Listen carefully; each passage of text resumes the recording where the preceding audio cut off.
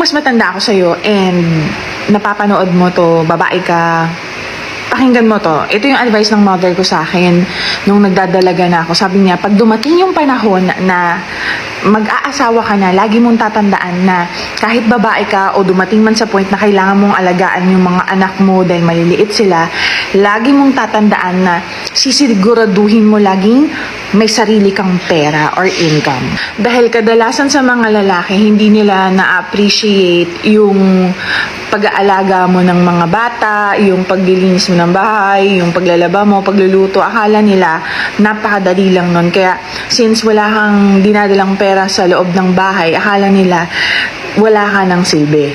Hindi ko sinasabing lahat ng lalaki ganito ang thinking ha, pero kadalasan sa kanila medyo slow mag-isip o kaya manhead or kailangan sabihin mo pa yung nararamdaman mo bago nila maintindihan. Kadalasan ganun